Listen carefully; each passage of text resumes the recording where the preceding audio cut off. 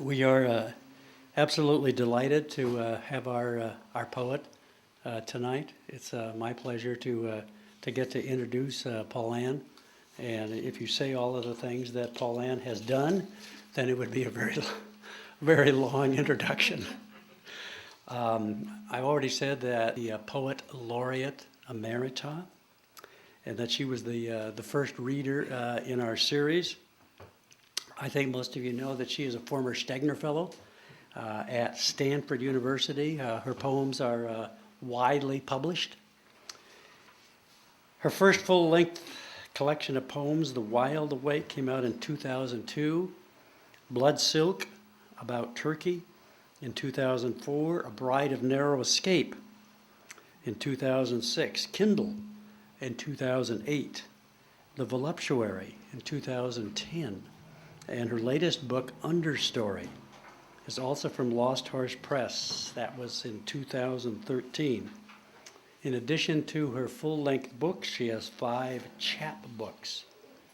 Her work has been selected for the website Poetry Daily and for Poetry in Motion, who puts poems on buses and light rail cars. In 2006, she won the Oregon Literary Arts Holbrook Award. Many of us know that she teaches workshops. She teaches a workshop here, and widely, she teaches workshops in a whole variety of different settings. She also serves on the board of the Friends of the William Stafford and has been the originator and coordinator of the Stafford birthday celebrations. So, she has a website. You can find out more about her on her website, which is www.paulann.net. Would you join me in welcoming our poet this evening, Paulann Peterson. Paulann. Well, my thanks to Tom Hogan, to all the Poetry Committee members who are here, to the Ledding Library, to the City of Milwaukie. We are here this evening to celebrate a poetry series beginning its 8th season. That's 10 readings a year for 8 seasons. Hoorah!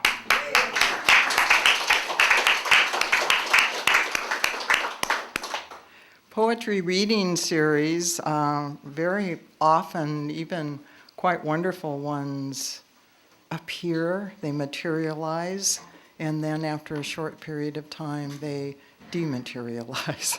They kind of evaporate. This one has real longevity, and what a delight to be here this evening to celebrate the start of this new year.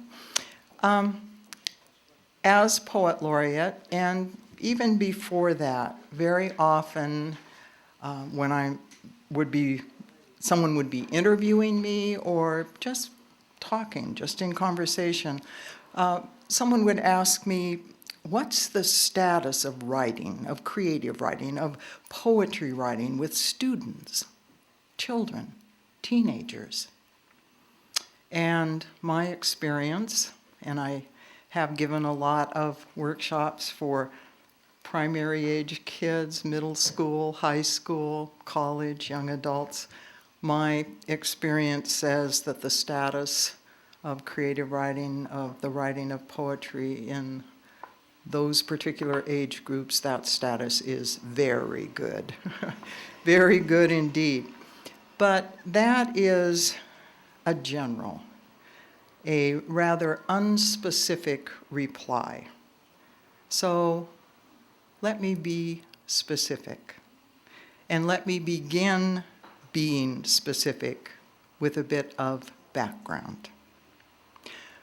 For 91 years, the Scholastic Arts and Writing Awards have fostered student creativity through national recognition, medals, exhibitions, publications, and scholarships. When I was in high school, and yes, that 91 years does cover my high school years. When I was in high school, I remember the Scholastic Art Awards.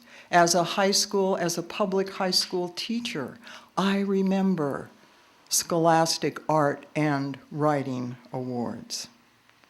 I do. Some names of alumni who have won those awards: Andy Warhol, Truman Capote, Richard Avedon, Sylvia Plath, John Updike. Pretty good company. In 2014, there were over 255,000 submissions for visual arts and writing for those awards, over 250,000 submissions. And I know for a fact that every prep school, every private school in this country had teachers who were grooming students and trying to get students to make submissions for those awards. There were over 12,500 works of poetry initially submitted to the awards. From those 12,500, there were 1,000 poetry submissions that earned gold keys, qualifying them for national judging. Of that 1,000, 200 earned national silver and gold medals for poetry, qualifying them for the National Student Poets Program. Of that 200, 34 semifinalists earned top consideration by the NSPP jurors. One of those 34, a gold medalist in poetry, is a friend who just began her junior year at Lincoln High School in Portland. She won her gold medal when she was 15. The award ceremony in New York City, an award ceremony held in Carnegie Hall. That ceremony coincided with her 16th birthday. Sophia Motz is that gold medalist poet. Now, as Oregon Poet Laureate, one of my privileged duties, and duties isn't really a very good word for it, is it? But one of those duties was supporting the work of young poets. And as Oregon Poet Laureate Emerita, I still get to do that. Yes, I do. I have asked Sophia to read for us 2 of the poems that were included in her gold medal winning submission for the Scholastic Awards: Chinese Mangoes and Ocean After Midnight. Please join me in welcoming Sophia Motz to the Milwaukie Poetry Series. Sophia.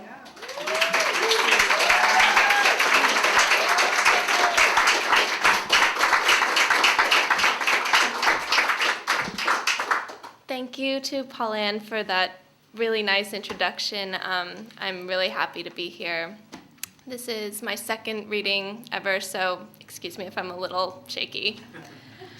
This first poem that I'm going to read is Chinese Mangoes. In an iris of the night, waxy white light hums brokenly over a hard metal sink. 4 girls are awoken by Beijing heat. With crescent moons purple under their sleepy eyes, they tiptoe clumsily into a modest kitchen, stealing 4 large mangoes from an ice bucket. They are unsure how to peel them. That duty had always been left to their mothers. But now, isolated in dusk, with the cool fruit tempting them, they use their fingers. Blue nail polish chips as they recklessly peel the mangoes, unable to wait any longer to taste the soft, flame-colored flesh. Finally, they lean over a grandfather's wide cooking sink, each holding a juicy, freshly peeled, misshapen, dripping mango. In quiet suctions, they rip the flesh from its forgiving pit, craning their necks like swans towards fat elbows to taste the dew trickling down, too sweet and too crisp to fathom. Liquid yellow moon outside, Are you watching over them? One day, these girls will venture into the dappled world. Will the mangoes then be as sweet and crisp and cool? 4 girls in the humid night, silently succumbing to the sweetness of the mango, moon hanging in the blackberry night. Thank you. Okay.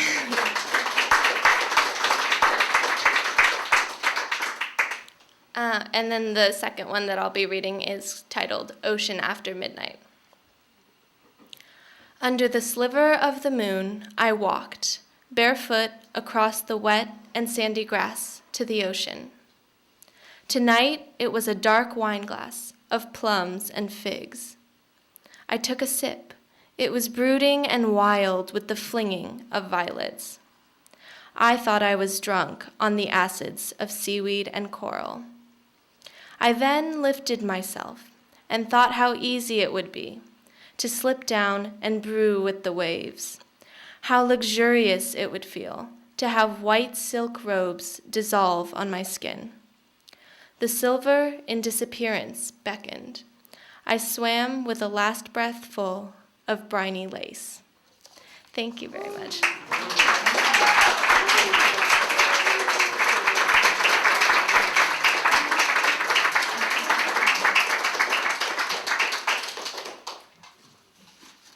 Yes.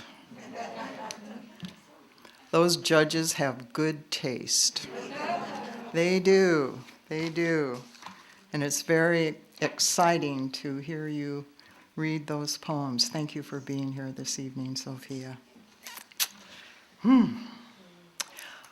I have been working, and I do here lately have the luxury of little stretches of hours at a time to work, which is quite wonderful. I've been working on what I would consider more narrative poems. So I want to read a few of those for you this evening. My mother was a registered nurse, and she studied at St. Mary's in San Francisco. Maybe some of you know that hospital. When she was doing her nurse's training, she rented a room from a family friend, Rena, and her husband, Murrow. As an adult, I learned from Rena how she, Rena, and my mother, when my mother was in nurse's training, went skylarking. Skylarking. That's a word that they had, that they used for what they did when the two of them would get very dressed up and go downtown to the Mark Hopkins Hotel, to its penthouse cocktail lounge, the top of the Mark. This was in the San Francisco Bay Area, where ornamentals such as magnolias can bloom year-round. This was the late 30s. So there are allusions in this poem to a perfume called Taboo, spelled T-A-B-U, yeah. There is an allusion to a cocktail called a gimlet. There is an allusion to something called a swell, which is a man who is very fashionably dressed. Magnolias. Black file suit skimmed at the waist, hats with a corolla of veil, gloves, pumps, daubs of the taboo they shared, one behind an earlobe, one at that wrist spot where mom's fingers had learned to count a pulse, one onto a nylon stocking's black seam just behind the knee. Dressed up, fit to kill. Mom, near the end of nurses' training at St. Mary's, single and living at Rena's house. Rena, 15 years older, married to Merle. Early dusk, early winter fog. Rena and Mom skylarking on a cable car headed to the Mark Hopkins Hotel. Just in time to catch the cocktail crowd. Gimlets in the top floor lounge where men hovered around them, a hand sliding along the marble bar to nudge toward the barkeep money to cover their drinks. Tiger eye cufflinks winked from the swell's dress shirt, him murmuring, "My pleasure." Stardust, it's only a paper moon dropping from the piano keys. Another round, my treat this time, coming from another swell. Then, grabbing their purses, black, of course, they were off to the powder room, to pee, to wash their hands with blossoms of milled soap, to press new curves of red into their lips, pale powder onto their already milky skin. Leaving the ladies' room, they skirted the bar, unnoticed. Then out the door, riding the elevator's long outtake of breath down to the lobby. A second or two to nudge elbows, to half swallow a laugh. They headed back. At home, in Rena's front yard, a bud had opened.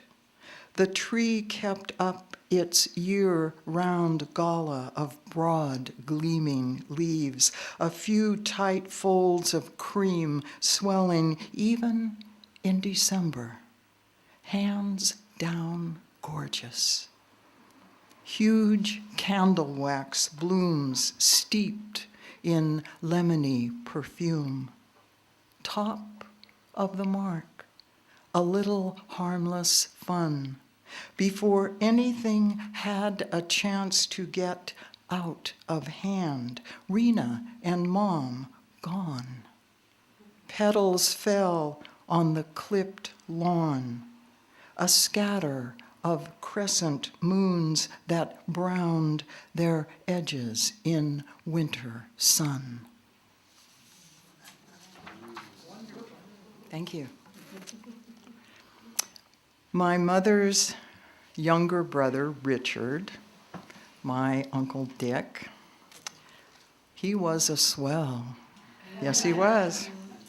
Always a snappy dresser, always drove a snappy car, a car that was never more than a year or two old.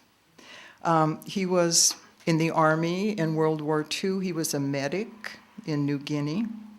Then, when he came back home stateside, he was a mortician for a while, and then a salesman for Airst, a big pharmaceutical company. He and his wife had no children. He had at one time collected elaborate magic tricks, and I never saw any of those or saw him do any of those. The one that I knew about was a very simple trick that he did when I was a little girl, much to my delight. And he would take a white handkerchief, and with a few knots and folds, he would make it into a small hand puppet mouse that would run around. Uncle Dick, tell me about the war. Not mortuary school, not that key vein in the neck, blood running out easy, fast into the stainless steel pan. Enough about the makeup to make a wife sigh, nice, he looks nice, peaceful, like he's only asleep. An illusion to trick grief, not that. Put your white handkerchief back into your pocket. Tell me about being a medic in the Army, with Nana at home stateside, content, believing that you, her only son, were safe, not in the front lines. But you were.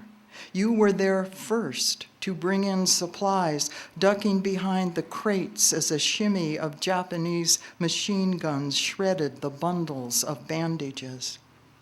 Home from the war, handkerchief out, you'd make a knot, another knot, a twist, and a white mouse ran up and down your arm.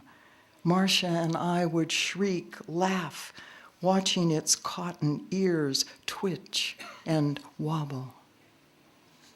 Tatters of gauze littered New Guinea mud around those shot-up crates. How many buddies did you bandage, wrapping lengths of white around a limb, pressing soft squares onto a groaning chest? How much red throbbed out fast, easy, before you could? Bandages are always white, for a while. Did those GIs look peaceful once they died? I never got to look at the expensive magic tricks you collected, secrets only you and other magicians knew, just the hanky mouse, a stunt for us kids. After a while, you abandoned the mortuary. Too much death, you said. Enough is enough. A pharmaceutical salesman, you made your living calling on doctors, leaving a trail of patter and jokes with your samples, miracle drugs.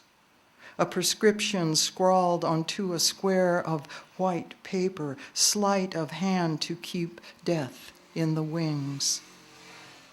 The flags for truce are always white. Only it will do for such waving.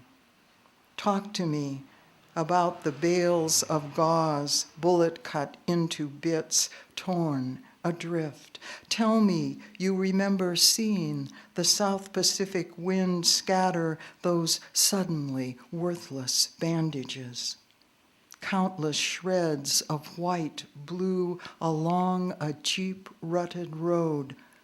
All those tiny flags, a path of white flutter, signals of surrender.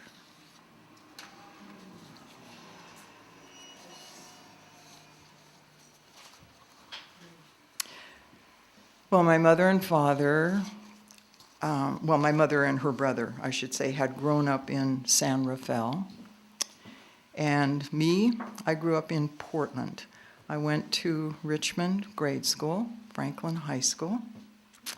And Franklin High School, when I was there, was a very homogeneous school, as big as it was, and it was huge. When I entered as a freshman, Franklin was like 2,400 students. But pretty homogeneous, blue-collar, working class school. Were there cliques, groups, clubs? Come on, it's high school. Of course there were. Of course there were. There was a small social aristocracy made up of the beautiful and the popular. There were the brains. And there were a few greasers. Greasers, yes, do indeed think John Travolta with his ducktail. The boys, those greaser boys did have ducktails, and the girls had certain things about their looks that were just as distinctive. In high school, I had an acquaintance. Her name is, I hope, Dee Madison. And Dee Madison walked a fine line between being a greaser girl and being conventional. And I didn't know her well, but knowing her at all was a bit thrilling. because she always seemed to teeter on the edge of being completely wild, completely out of control. This poem is called As Close as I Would Come. It is for Dee Madison, and the poem is spoken to Dee Madison. This poem is in what poets call direct address, where I am speaking directly to Dee Madison. Earlobes first numbed with a cube of ice, then home pierced with an ice pick. Pancake makeup, a guy's class ring bobbing from a chain hung between bra-pointed breasts. Straight skirts not that much tighter than anyone else, but never a panty girdle. Butt crease plain as day. Word was that greaser girls didn't wear underpants. But you knew I never really knew. You were the closest I ever came to knowing a real one.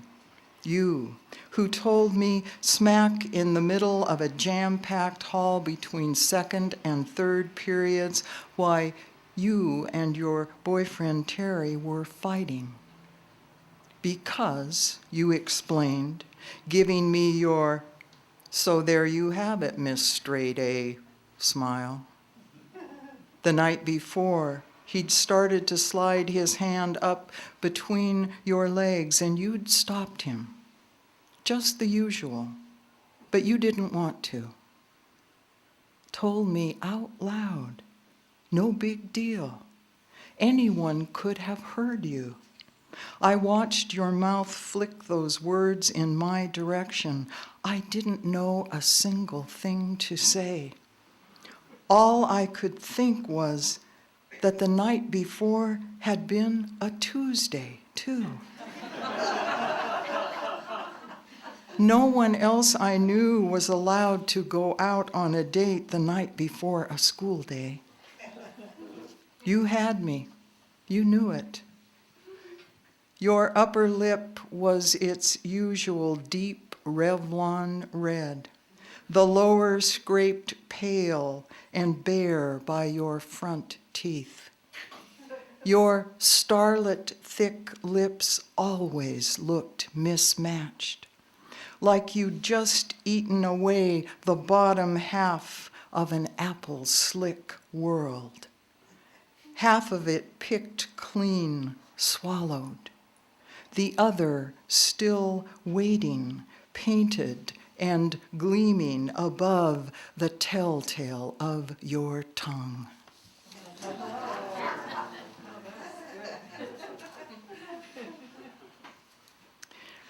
When my son Christopher married Maya Arun Adarkar, I gained an Indian family. Maya was born in Mumbai. And after I gained that Indian family, I had a chance to visit India. One of the places I visited in India is Hyderabad, which is right in the middle of the subcontinent. And Hyderabad has a large Islamic population. In Hyderabad, there is a shrine to a most revered past ruler, the beloved Mehboob Ali Khan. And the shrine is considered to be one of the seven wonders of India. It's a huge shrine inhabited by, this is not hyperbole, thousands of pigeons, thousands. In this poem, there is an allusion to a shoe walla. That is someone who tends shoes that people take off at the entrance to the shrine. Of course, that is a custom to always remove your shoes before you enter a building, and because this is an Islamic shrine, it is also a custom for women to cover their heads. Marigolds are mentioned in this poem, and I know you're all familiar with that flower, but perhaps not familiar with just how auspicious, just how symbolic marigolds are in India. Hand into hand. Through the pale powder of excrement emptied from pigeons teeming in hundreds on each perch this shrine offers, I come walking barefoot to the tomb at Mecca Masjid, bareheaded.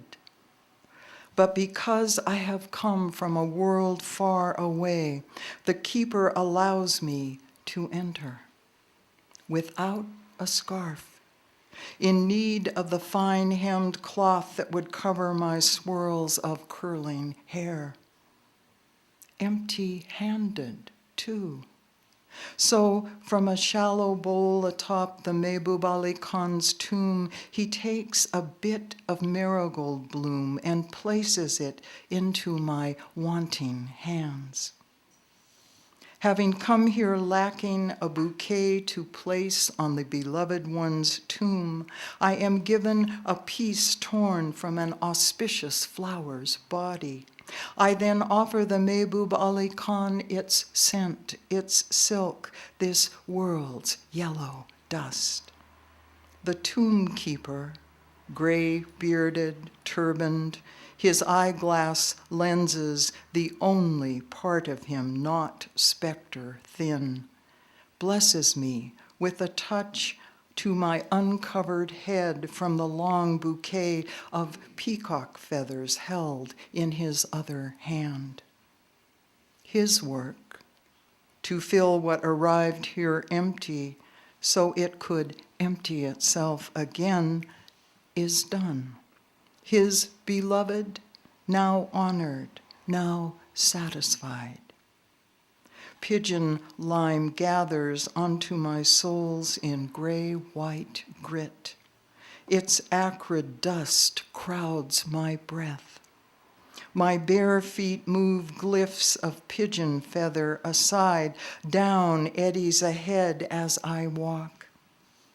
The flocks of Mecca Masjid have shed what floats away before my every step.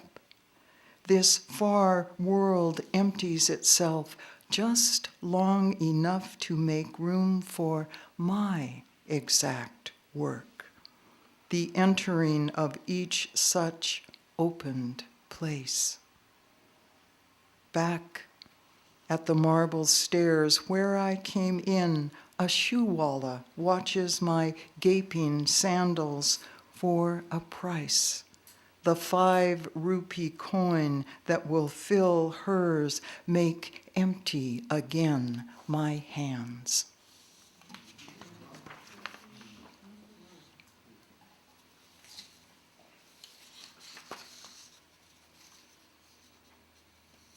One more poem from India. This is Mumbai.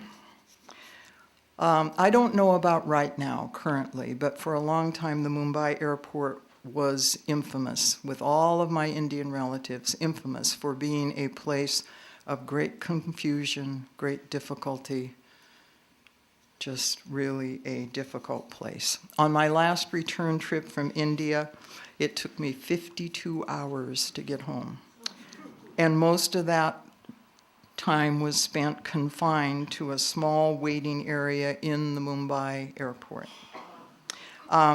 The term Hinglish is in this poem, and that is that blend of Hindu and English that many Indian people speak. Cardinal direction.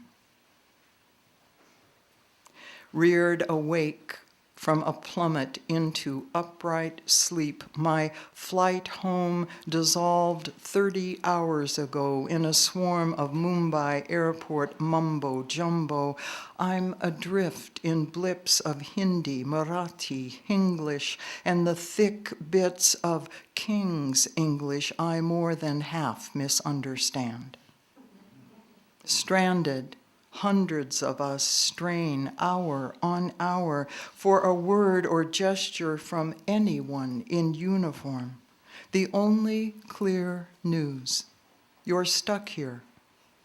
Stay put. Period. I close, then open my eyes to a panorama of bare flesh and scarlet loincloths. A fanfare of holy men queue up for a flight that is leaving. Their appearance enough startling, even here in Mumbai, that I register Halloween before a blush of chagrin sweeps that thought away, and I get in line yet again at the airline agent's counter and wait for him to again tell me, "The luggage, madame, that is the problem. You can't get it back. It's cleared. You've cleared immigration. Don't you see?" I do see, standing in the crowd's cross-purpose welter, a lone man assess what lies beyond this waiting hall's only outside window, then shake a rectangle of thin cotton from its folds and angle its length onto linoleum stippled with spills and grit. He kneels to pray, hands pressed flat on either side of his exactly positioned body, forehead touched to the cloth-covered floor, lifting his head only to lower it again, his closed eyelids shut out the people who skirt, press up to, step over his prostrate body. I watch as he, in the midst of a teeming, seamless chaos, sinks into the world, makes in it an island of prayer as tied to bedrock as any other island's visible surface, with no idea of the way out or through, of how I'll ever reach home again. I see which way is Mecca.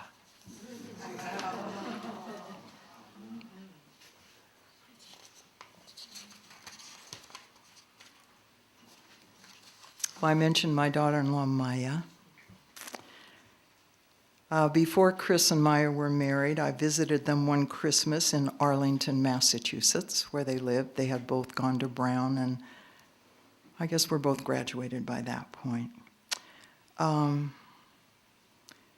Maya's mother, Mina, had committed suicide when Maya was 18, so that had been just maybe a couple of years, 3 years before. The word dubbas is in this poem. Does anybody know what dubbas are? No. Dubbas are lidded metal containers. Very common in India, used for almost everything. Large to very, very small, often nested in sets. So, a dubba could be tiny, a dubba could be huge. They have, if any of you saw, what was it, Lunchbox? Or, yeah, those are stacked dubbas, and they have that kind of strap over them, sure. And those people who, carry them from one place to another, those are dabbawalas. There's also a mention of Sai Baba in this poem, a 20th century Indian guru, spiritual person. Anyway, this is called Nested, and it is for Maya Arun Adarkar, my wonderful daughter-in-law, Nested.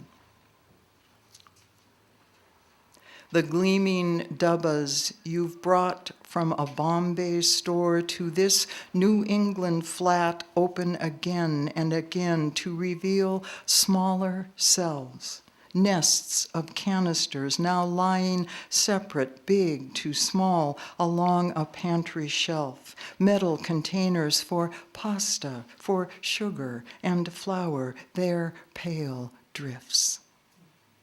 In the bedroom you share with my son, you keep an old dubba, size of a thumbprint, worn to silver by years of touch, your mother's udi thaba, vessel of sacred ash, gift she carried when she was your age from the saintly Sai Baba's fire.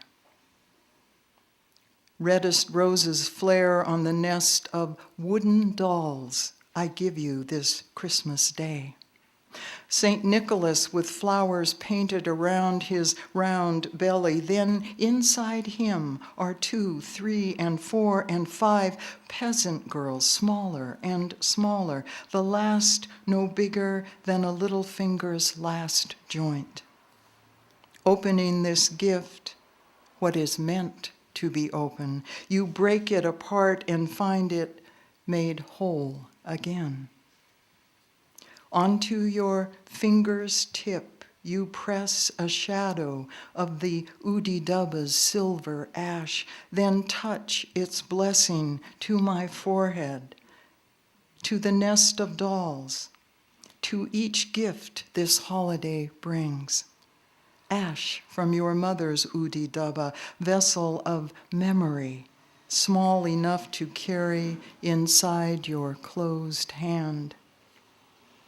Lovely one, your mother Mina, shadowy, thin, she grew even thinner.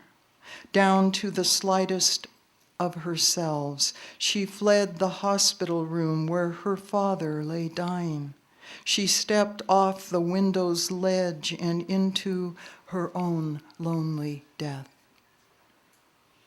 You and my son prepare to nest in sleep, spoon to spoon, but not before you bring me an armful of plush animals from your bed, tucking them next to my pillow, nestling them close. Here, take them, you say. These are for you, for me, the mother who sleeps on her side like a child, her body curled into nothing but itself. Holy day, this day now ending. From within the hollowed mother body, another body is born. A mother's embrace breaks and breaks open until what's smallest lies. Like the pit of a fruit, that speck of seed within a fruit's stone, whole and alone.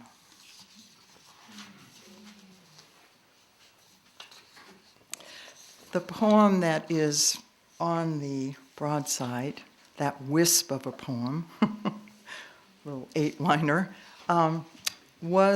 is an occasional poem, one of the first occasional poems I wrote as poet laureate, requested by Lynn Takata, who was the artist directing the Peace Mosaic mural in Salem, which is a 40-foot mural that graces the outside of the YMCA building that is just a couple of blocks from the Capitol.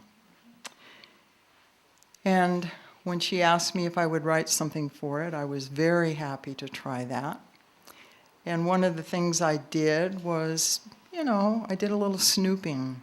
You could call it research, I guess, but it's more like, you kind of look here on the internet, click on this, look on that. And I immediately came across something that was completely exhilarating and embarrassing.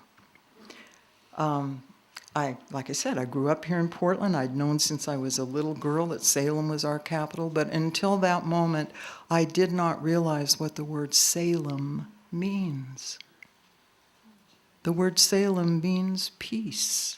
It means accord. It means concord. Now, every time I hear that word, I see it, I read it, I am gladdened by the fact that we live in a state whose capital is, the name of that capital means peace. So, this poem is called Capital, and there is an allusion in the poem to the name, to the meaning of the name. There's also an allusion to the way that any road atlas or map will designate a capital capital. Oh, and in this poem is direct address too. This is another thing I tell people in workshops. It's just such a good thing. When you're writing poems, you get to do whatever you want. If you want to talk to a city, you can do that. So that's what I do here. I'm talking to Salem, capital, for Salem, Oregon. River-carved city, green with leaf light, in you our civil law is born. Beneath your rotunda that shoulders the sky, a chord calls us to set conflict aside. Salem, we're speaking peace each time we say your name. Salam, shalom. At your sight, our map makers place a star's steady shine.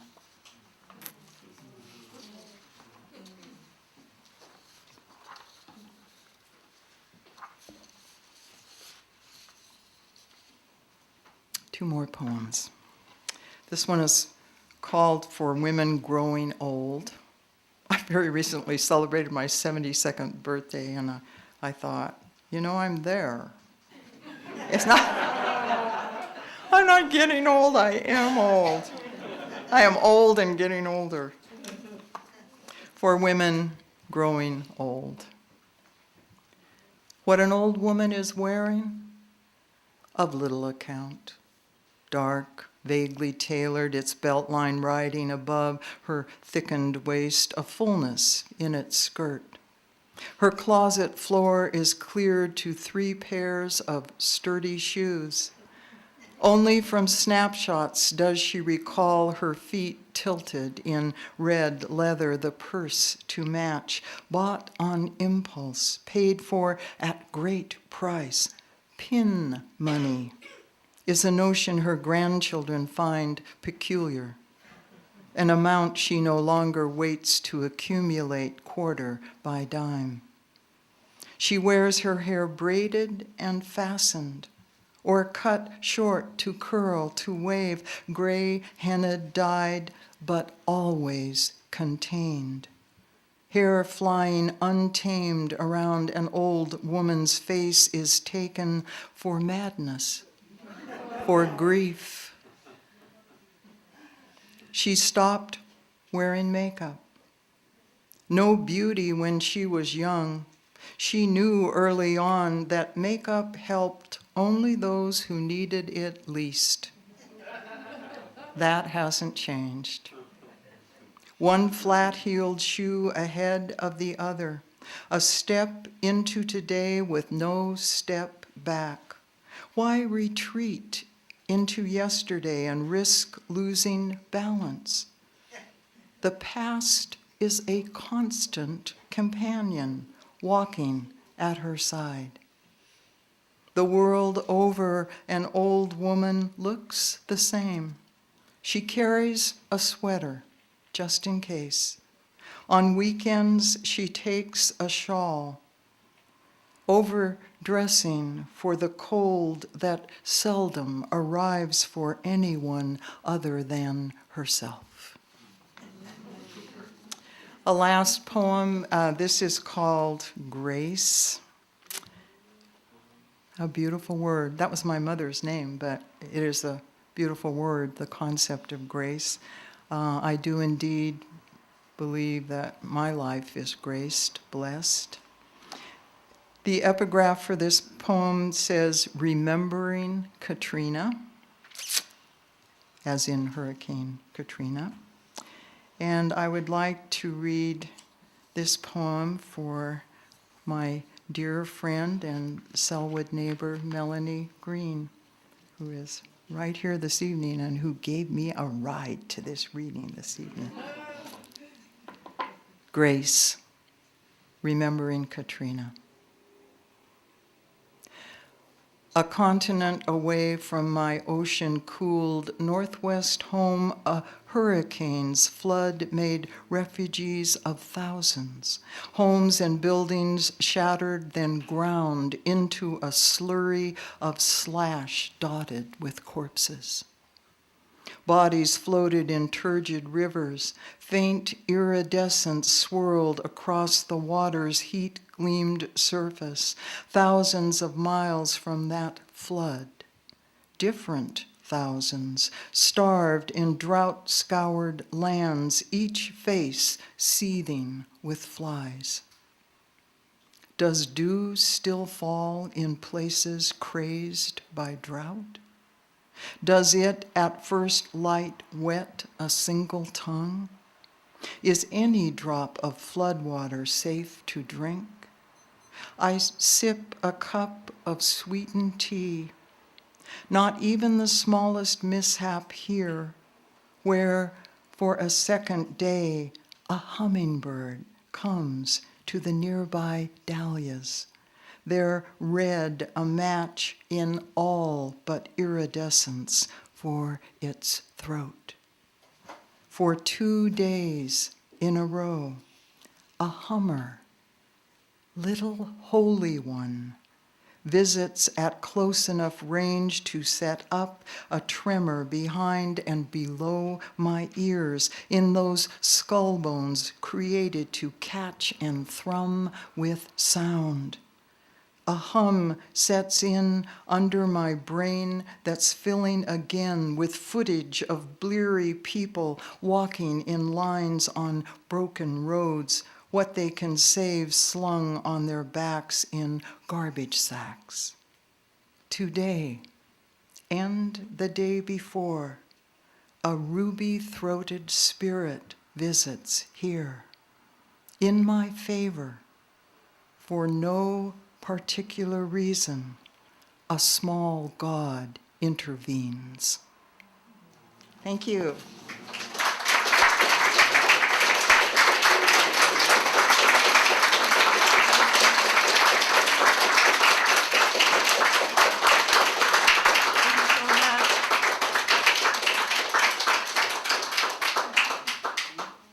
Now, I know this is normally Q&A time, and you might just want to ask Sophia a question or two, right? So, maybe I shouldn't be offering her.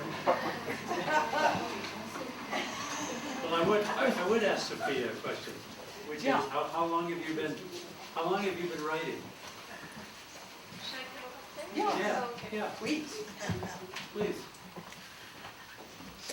I think I've always written poetry, just even if I didn't know I was writing it. When I was like 5 years old, I would do a little flower painting and then write a little 2 lines or something and then just keep that. But I think I really started in 6th grade maybe when we started doing poetry in school, and then I realized, oh, I'm already doing this at home. And so, but this year was last year was my first year submitting to like Scholastic and everything. So it's like my first time really like putting my poetry out there, you know.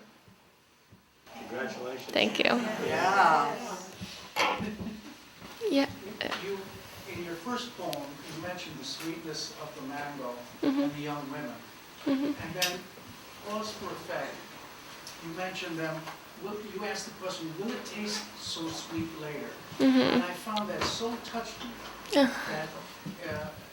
it's an amazing concept, or may I dare say it, one so young. Thank you.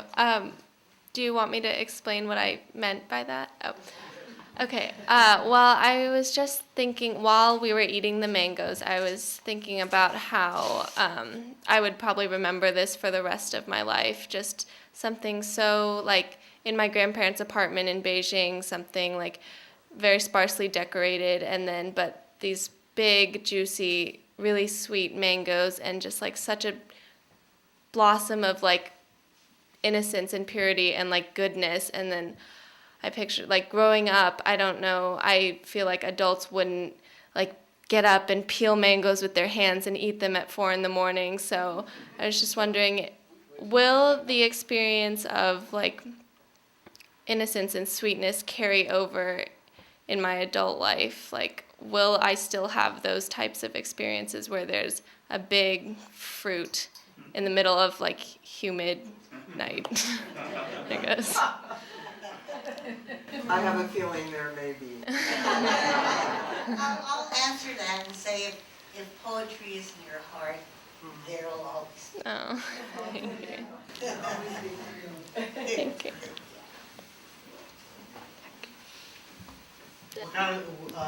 What poets do you look up to the most? My favorite poet is Mary Oliver. I love Mary Oliver. And Emily Dickinson. I really like Emily Dickinson because our family is very distantly related to her. So she was the first poet I ever heard of, and that's kind of stuck with me. I like E.E. Cummings. I like all poets, really. I mean, Mary Oliver's my favorite, though. And Paulann. I've been reading one of her books, and it's very good. Okay. Well, I have a question for Paulann, too. Yeah. Thank you. What have you liked most about the poet laureate? Oh, the hierarchy question.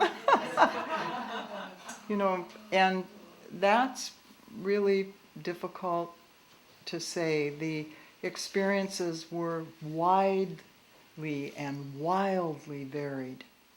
And I think of individual moments, like I was part of a program at Trinity Episcopal in the cathedral, which was, I think there were over 900 people there in the audience, wonderful music, poetry. That's one kind of experience. And then giving workshops at Hillcrest, which is a young man, it's like high school age male. It's a lockdown, it's a prison lockdown facility. Was extraordinarily moving and yet so different. All the little libraries in Oregon that I got to visit and schools. I own community school, which is K through 12, total 168 students. K through 12. That was a great day. And then, I'm just thinking, and then schools where I gave workshops for rooms full of students, and it's all pretty good. So I don't know, I'd have to do some serious sorting to give you a good, better, and best and all of that. Yeah, What Joni. an honor to know you.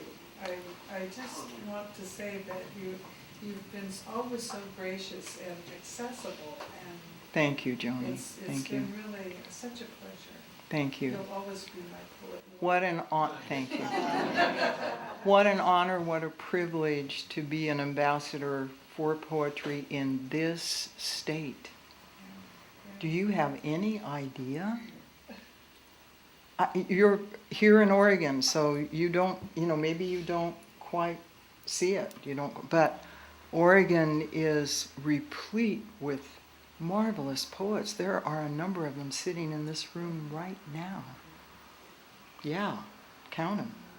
It's really, and the kind of hospitality that you receive, or that I received throughout. It's really a wonderful privilege to be able to be an ambassador for poetry here in Oregon.